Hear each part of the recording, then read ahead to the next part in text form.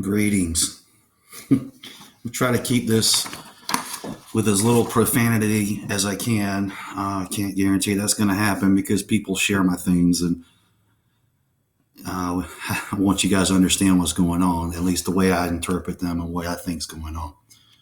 I think that this is a global effort. I think this is a conscious effort. I think that this is a deliberate attempt to crash the global economy.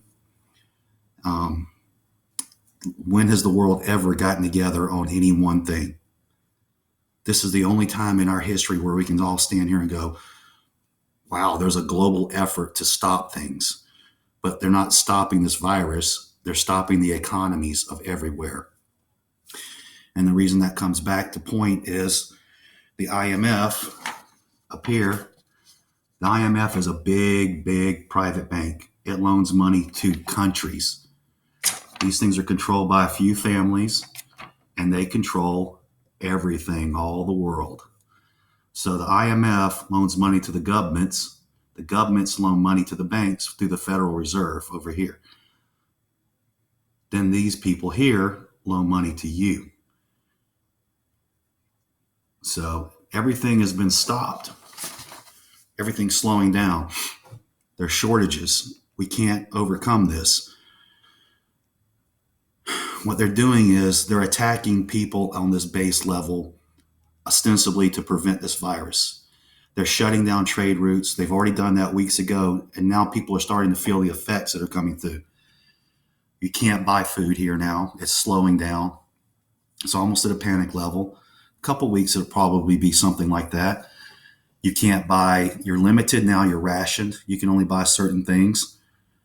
And it's a direct, deliberate attempt to crash these markets. And you want to know why. How is that possible? Well, they did the same thing to Greece 4 years ago, and I posted about it, and people didn't say anything about it. What happened was Greece defaulted on their loans to the IMF. They couldn't pay their loan.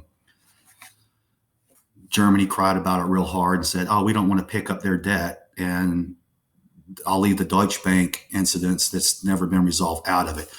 Anyway, people cried, and countries cried and protested so much that they were vocal about it, not wanting to help out pick up the debt incurred by Greece. Well, the IMF came back and pretty much forced Greece to take another loan, and in turn, for collateral, they seized Greece's natural resources, their infrastructure, their power companies, their road systems, waterways. They took all of that stuff. The IMF owns that now. It's collateral. It's theirs. And that's what's going to happen here, because this trickle-down effect, by the time you get your money, they're attacking us on a per capita level. They're starving us out. Everyone's grown accustomed to China over here, big, strong China. We gave everything to them, all the production, all the things like that. It's all now offshore. So now it's stopped. Their ships aren't sailing anymore. They're not coming here to bring you all your stuff that you want. We're no longer a nation that produces and is self-sufficient and makes things for the world. We're now the biggest consumer of products and goods in the world. We don't even grow our own food anymore. So anyway, if you notice, the prices in oil have dropped. They're trying to crash that market. Oil is secured by the U.S. dollar. And it's an agreement that goes back to, I think, to the 40s, maybe the 30s. I'm not real sure on it. But anyway, the petrodollar is the global currency. It's accepted everywhere. The dollar bill has been the standard. A few years ago, it turned to the Chinese yuan. And I think they let the Russian currency also become part of it. But regardless, now you're not able to get things. So you're going to default. And now they're calling for self-quarantines. States are closing down. This is going to have a ripple effect, like the butterfly effect. You think about all these kids that are trying desperately to get out of college this year and go to start work next year. Our kids getting out of high school trying to go start college next year. Everyone's going to be defaulting on their loans because they're not going to have any income because they've got nowhere to go. This is a huge, huge thing. That's not going to stop the IMF from wanting payment. That's not going to stop the powers that be from wanting their money back that they know we can't pay. It's mafia. It's classic mafia style. And that's what's happening. Everyone's going to default, or possibly. I'm very anxious about this, as many of you know. I'm not saying it's going to happen, but this is what I see happening. So for the entire world to get together, start quarantining their countries, restricting the citizenship globally. That's the thing about this is you've never seen a worldwide effort to do something, but you're seeing it now. So all these things about the deep state and the powers that be, all of that stuff is real, and you should be able to see it now with what's going on. They're locking us down. You can't get stuff that you could get last week. It's only going to get worse. There are less semis running on the roads now than there was last week. The price of gas is way, way down, and it's going to drop for a bit. So you can look for some kind of calamity in one of these oil fields. You can look for something to drive the price of oil back up because demand's going to stay where it is, but the supply is going to have to drop below demand. So without these tankers running, without these trucks running, oil demand has dropped. A couple weeks ago, Russia got in on it. They're not playing the OPEC game. They're not being part of OPEC, having a set price for oil. We don't even need it. This is the other thing. We're once again within the top 5 oil producers in the world. We are producers. We sell oil to the rest of the world. Conversely, we spent a big part of the 90s hoarding oil, putting oil back into the ground to store it out of wells that we pump dry. We've filled them back up. And supposedly we've got decades worth of oil reserves. So there's really no reason for us not to be able to get into a mindset and a collective effort to get beyond fossil fuels, to improve that. The reality of that is, though, so far we don't have the technology to match the power and production that you do get from fossil fuels. But we do have the ability to make these things much more efficient and cleaner. But they stifle that at every move. So I want everyone to look around and look at things and be analytical about it. Quit being political. Quit having these knee-jerk reactions. This damn virus thing is bullshit. It's bullshit. It's not that deadly. Only people who are dying are elderly people with compromised respiratory problems. And it's a new thing. It's a completely new virus. I won't get into all of that. Everyone's afraid of it. It works by attacking the ACE inhibitor, ACE protein, which is a protein that's on your cells. The virus clicks into this receptor site. It clicks into that ACE protein receptor site. That receptor opens the cell wall. That lets the virus in. That virus goes in and hijacks your mitochondria and starts building more proteins that are viruses, not the things that your cells need. It ruptures, the cell ruptures, those things pop out, they go to other cells, they infect them. The way this thing's killing people is they're basically suffocating because it's pneumonia. Their pericardium fills up with fluid.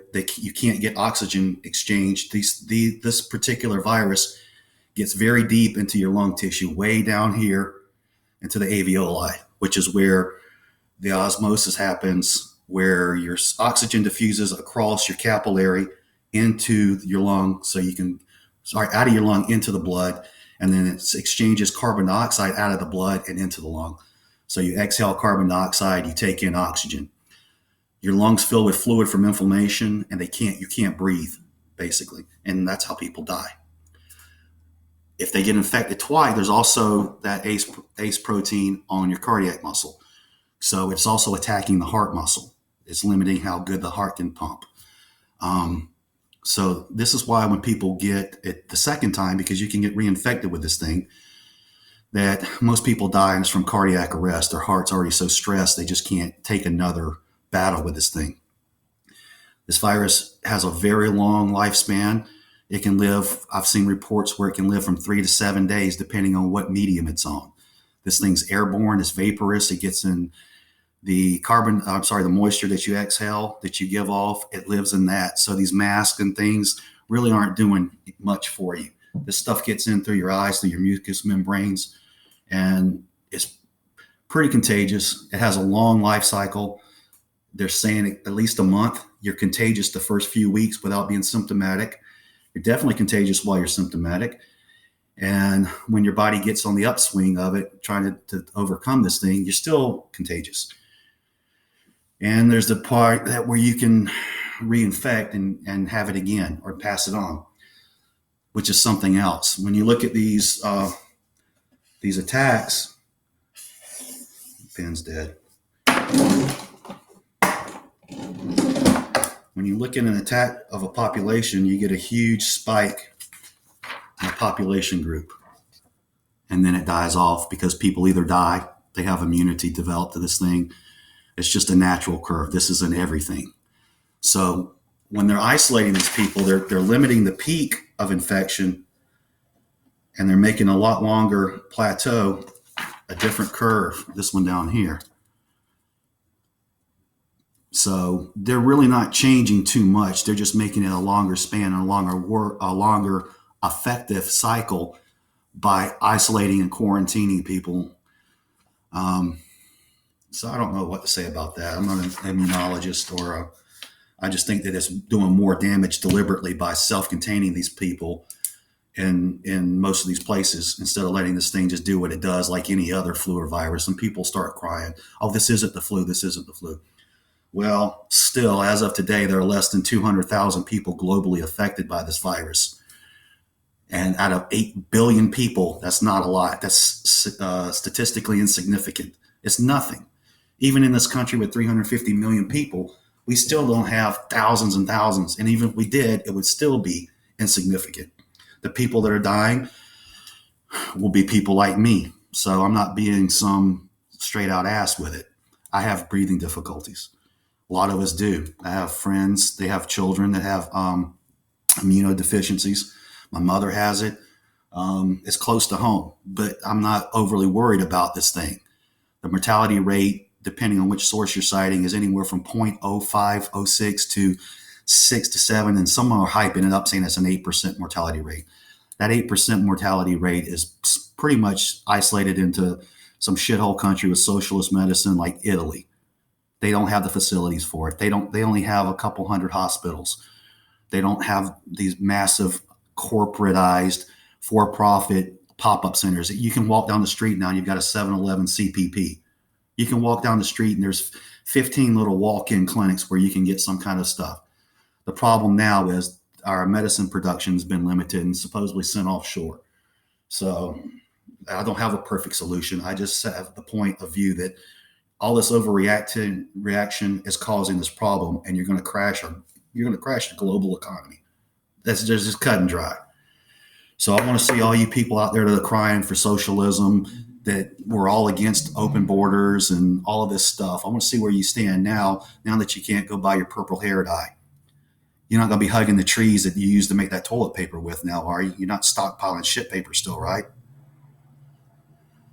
It's just insane. It's all overreaction. It's all overreaction. And it's calculated and it's purposeful. It has an intent. And that's what the intent is to me.